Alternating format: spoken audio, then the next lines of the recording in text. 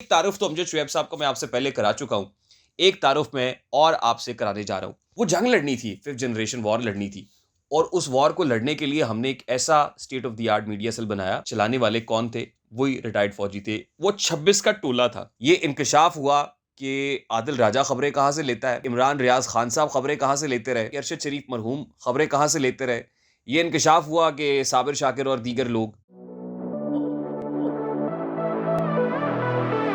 अस्सलाम वालेकुम मेरे सादा से पाकिस्तानियों, मेरा नाम रेहान तारिक है और आप मेरा यूट्यूब चैनल और फेसबुक पेज देख रहे हैं। Lieutenant general retired Amjad Shoaib, गुज़श्ता रात से जनरल साहब की एक तस्वीर खासी वायरल है जो पस ज़िंदान है, जिसमें उनको जेल की सुलाखों के पीछे देखा जा सकता है। अब जेल की सुलाखों के पीछे सिर्फ अमजद शुएब नहीं है, 80 साला अमजद शुएब नहीं है, बल्कि उनके पस मंज़र के अंदर, पर्सपेक्टिव के अंदर एक कैमरा भी देखा जा सकता है, सीसीटीवी कैमरा है। इस कैमरे को एनसर्कल किया जा रहा है और अमजद शुएब साहब की ज़ात को एनसर्कल करके, ग्लोरीफाई करके दिखाया जा रहा है कि देखिए कि 81 साला बुजुर्ग है, उसको जेल की सलाखों के पीछे फेंक दिया गया और फिर उसकी जेल में वॉशरूम के ऊपर एक कैमरा नस्ब किया गया है। तो मेरे सादा से पाकिस्तानियों, ये अमजद शुएब साहब को ही फेस नहीं करना पड़ रहा, बल्कि अमजद शुएब साहब जो कल तक इसको कंडेम करते थे, डिनाई करते थे कि जेलों के अंदर कैमरे कहाँ होते हैं भाई, तो आज अमजद शुएब साहब ये तो रियलाइज कर रहे होंगे कि पाकिस्तानी जेलों के अंदर कैमरे होते हैं और ये कैमरे उन जेलों में भी होते हैं जहां पर हाई प्रोफाइल शख्सियात को कैद किया जाता है और उन जेलों में भी होते हैं कि जहां पर गरीब आदमी होता है। तो कैमरों की हकीकत तो आज वाज़ेह हो गई है। जिस वक़्त मरियम नवाज़ ने ये कहा था कि मेरे वॉशरूम के अंदर, जब नैब ने मुझे गिरफ्तार किया तो वॉशरूम के अंदर कैमरे नस्ब किए गए थे, उस वक़्त यही अमजद शुएब साहब ख़ासी तनकीद करते थे कि मरियम बीबी कहाँ बेपर उड़ा रही हैं।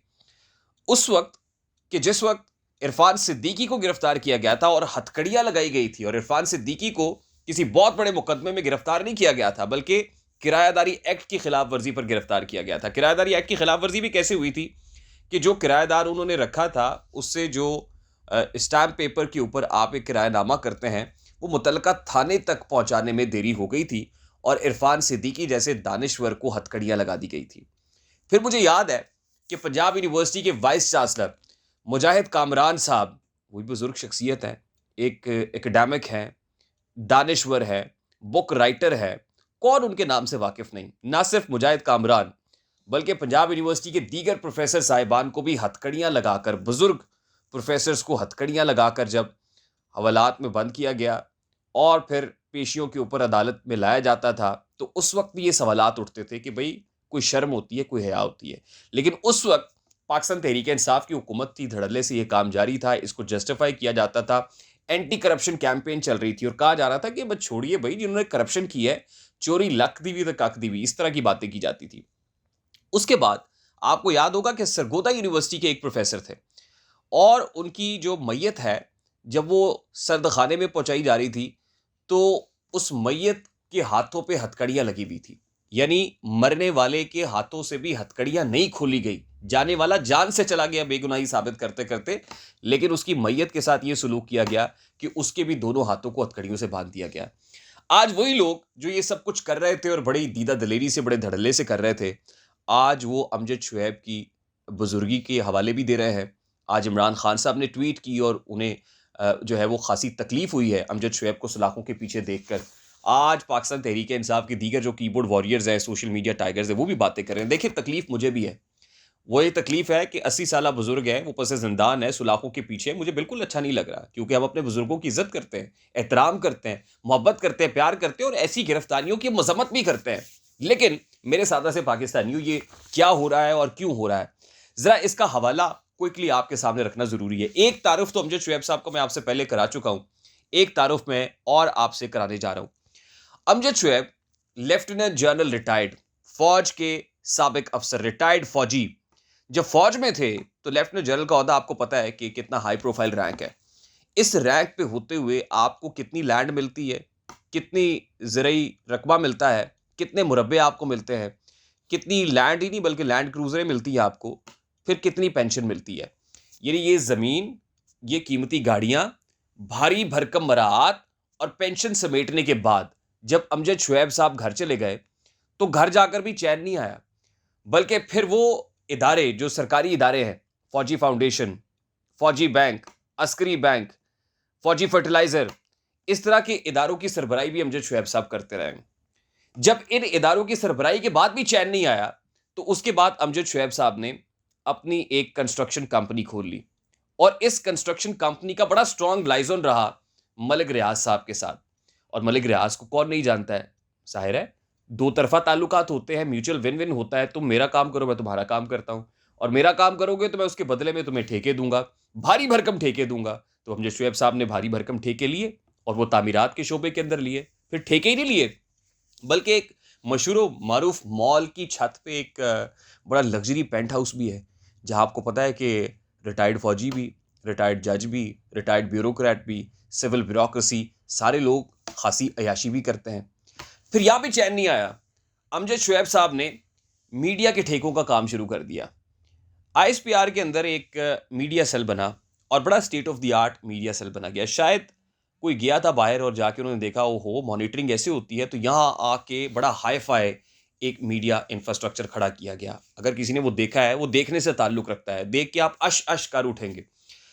वो जाहिर है जब फिफ्थ जनरेशन वॉरफेयर का मामला है, हाइब्रिड वॉरफेयर है, फिफ्थ जनरेशन वॉरफेयर के अंदर प्रोपेगेंडा टूल को बड़े अच्छे तरीके से कैपिटलाइज किया जाता है। वो जंग लड़नी थी, फिफ्थ जनरेशन वॉर लड़नी थी, और उस वॉर को लड़ने के लिए हमने एक ऐसा state of the art media cell बनाया कि जिसको चलाने वाले कौन थे, वही रिटायर्ड फौजी थे। वो 26 का टोला था, 26 का टोला। ये याद रखिएगा, ये जो हिंसा है जो मैं आपको दे रहा हूं, 26 का टोला।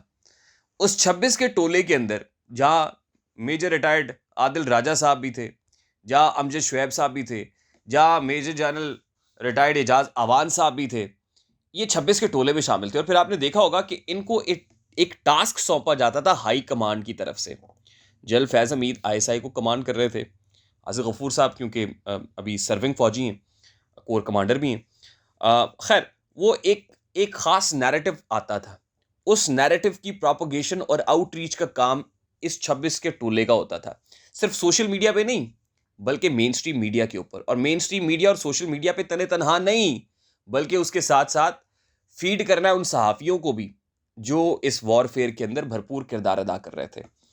सहाफ़ी भी और एक ख़ास पॉलिटिकल पार्टी भी, यानी अपने ब्रदर फौजी भाई भी जो फौजी हैं वो भी, उसमें जो पॉलिटिकल पार्टीज़ हैं वो भी, और उसमें वो सहाफ़ी जो इस वॉरफेयर का हिस्सा है वो भी। ये बात मैं नहीं कर रहा, बल्कि अमजद शुएब साहब का जो फ़ोन है उसका फोरेंसिक किया गया है, और उस फ़ोन का फोरेंसिक जब किया गया तो चश्मकुशा इंकशाफात सामने आए। ये इंकशाफ हुआ कि आदिल राजा ख़बरें कहाँ से लेता है, ये इंकशाफ हुआ कि इमरान रियाज़ ख़ान साहब ख़बरें कहाँ से लेते रहे, ये इंकशाफ हुआ कि अरशद शरीफ मरहूम ख़बरें कहाँ से लेते रहे, ये इंकशाफ हुआ कि साबिर शाकिर और दीगर लोग, इनको ख़बरें कौन फ़ीड करता था। ये इंकशाफ हुआ कि ये कैसे ब्रिज का रोल प्ले करते थे, कि असद उमर इनके साथ राब्ते में है, अली जैदी इनके साथ राब्ते में है, मुराद सईद इनके साथ राब्ते में, और पीटीआई के दीगर जो फ्रंट लाइनर्स हैं वो भी अमजद शुएब साहब के साथ एक थ्रू एक व्हाट्सएप ग्रुप ये सारी कॉन्वर्सेशन चल रही है। और यहाँ तक कि कुछ यूट्यूबर्स जो अपनी वीडियोस बनाते हैं सोशल मीडिया के ऊपर, एक बयानिया लेकर आते हैं, वो उस बयानिए की तरवीज तो बाद की बात है, उस बयानिए का हुसूल भी अमजद शुएब साहब से होता था। यानी अमजद शुएब से डिस्कस किया जा रहा है, भाई ये इसको कैसे करना है, क्या लाइन लेनी चाहिए, क्या नैरेटिव बिल्ड करना चाहिए। तो ये सारा कुछ एक खास जगह से आ रहा था। अब दूसरी इंपॉर्टेंट बात यह है कि अमजद शुएब साहब के गिर्द ये शिकंजा इतनी तेजी से सख्त हुआ क्यों है। आपको याद होगा कि पहले एफआईए ने अमजद शुएब को बुलाया था, और एफआईए ने उस झूठी और मनगढ़ंत खबर पर बुलाया था जो अमजद शुएब साहब ने ब्रेक की थी। और वो ये था कि जब शहबाज शरीफ साहब दौरे कतर पे गए तो दौरे कतर की साइडलाइंस पे उन्होंने इसराइली वफ़द से मुलाकात की है। अब देखिए कि ये हमारी फॉरेन पॉलिसी को ठेस धचका पहुंचाने के मुतरादिफ था। ज़ाहिर है एफआईए जो वफाकी तहकीकाती इदारा है वो हरकत में आया, एक रिटायर्ड फौजी अफसर को एफआईए ने बुला लिया, और इस घमंड के अंदर अमजद शुएब साहब नहीं गए कि मैं तो लेफ्टिनेंट जनरल रिटायर्ड हूँ। खैर, उसके बाद जब ये 26 का टोला पाक फ़ौज के अंदर जब एक सफाई का अमल शुरू हुआ, तो उसके बाद ये 26 के टोले के ऊपर भी गिरफ्त मजबूत हुई। अब ये इस 26 के टोले के ऊपर जब गिरफ्त मजबूत हुई तो सबसे पहले तो इनको मेन स्ट्रीम मीडिया से जो है वो बैन किया गया। ये कहा गया कि इनको आपने मेन स्ट्रीम मीडिया पे नहीं लेना, सख्ती के साथ। हम भी अपने प्रोग्राम्स में इनको नहीं ले रहे थे। फिर सोशल मीडिया के ऊपर जो कुछ ये हर्जा सराई करते रहे, बकते रहे, पता चलता रहा कि ये दिफाई तज्जिया कार कम है, सियासी तज्जिया कार ज़्यादा है। तो एक मेन स्ट्रीम मीडिया चैनल ने अमजद शुएब को ले लिया।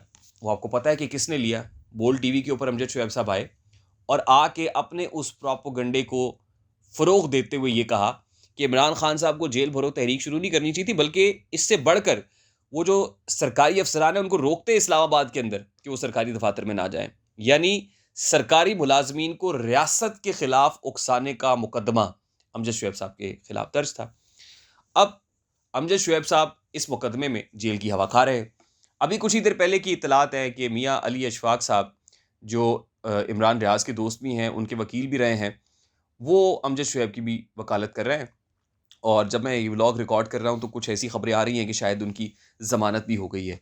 अल्लाह करे हो जाए जी, ज़मानत हो जाए, अमजद शुएब साहब घर चले जाएँ, क्योंकि अभी मैंने देखा है उनका बोरी बिस्तरा जो है वो जेल के अंदर ही पड़ा हुआ था, तो हमें तो बिल्कुल अच्छा नहीं लगता है। लेकिन ज़मानत होती है, नहीं होती, पैगाम बड़ा स्ट्रॉन्ग है और वो पैगाम बड़ा वाज़ेह है, लाउड एंड क्लियर है, बड़ा मज़बूत है उन लोगों के लिए जो इस 26 के टोले का मज़ीद हिस्सा है। वो आने वाले दिनों में हम देखेंगे कि एक और रिटायर्ड जर्नैल हैं एजाज़ अवान साहब, उनकी भी गिरफ़्तारी कागज़ों में है।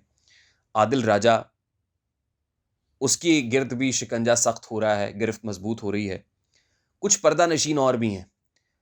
कुछ ऐसे हैं जो सामने आ गए हैं, कुछ ऐसे हैं जिन पर off the camera, off the record बाज़-पुरस हो रही है, इंटेरोगेशन हो रही है। क्योंकि एस्टैब्लिशमेंट या जिसको ये फ़ौज जिसको हम एस्टैब्लिशमेंट या मुक़तदिर हलके कहते हैं, पावर ब्रोकर्स कहते हैं, वो कभी ये बात बर्दाश्त नहीं करते हैं कि उनके अंदर कोई रैंक एंड फ़ाइल में डिवाइड पैदा करने की कोशिश की। ये वो लोग हैं, आदिल राजा समेत अमजद शुएब, एजाज़ अमान, ये वो लोग हैं जिन्होंने रैंक एंड फ़ाइल के अंदर डिवाइड पैदा करने की कोशिश की है। जिन्होंने जूनियर फ़ौजी अफ़सरान को अपनी सीनियर हाई कमांड के सामने ला खड़ा करने की कोशिश की ताकि फ़ौज के अंदर एक ऐसी डिवाइड पैदा हो कि जिसमें फ़ौज के अपने लोग अपने ही सीनियर्स के खिलाफ उन तबले जंग बजा दें, उनका धड़न तख्ता कर दें और अंदर से ही बगावत हो जाए। यानी अपने वेस्टेड इंटरेस्ट के लिए, ज़ाती मफाद की खातिर वो फ़ौज को भी दाँव पर लगाने के लिए तैयार हैं। तो ऐसे शवाहिद भी मिल चुके हैं कि जो जूनियर फ़ौजी अफ़सरान हैं, उनको भी उकसाया जा रहा था। उनकी भी जो ब्रेन वॉशिंग है वो की जा रही थी। तो यकीनन फ़ौज कभी भी इस चीज़ की इजाज़त नहीं देगी, कभी भी इस पे कॉम्प्रोमाइज़ नहीं किया जाएगा। अब क्या होता है आने वाले दिनों में, अमजद शुएब साहब बेल के बाद अगले मुकदमे में कब धरे जाते हैं, एफ़आईए की तलबी भी है, एफ़आईए कब उन्हें पकड़ती है और ख़ास तौर पे ये जो मज़ीद शवाहिद हाथ लगे हैं, इसके बाद चंद और लोगों की गिरफ्तारियां भी एक्सपेक्टेड हैं और बड़े प्रोमिनेंट फेसेस आपको इसी मामले के अंदर आने वाले दिनों में गिरफ्तार होते हुए भी दिखाई देंगे। मुझे रेहान तारिक को इजाज़त दीजिए, अपना बहुत सारा ख्याल रखिएगा। अस्सलाम वालेकुम।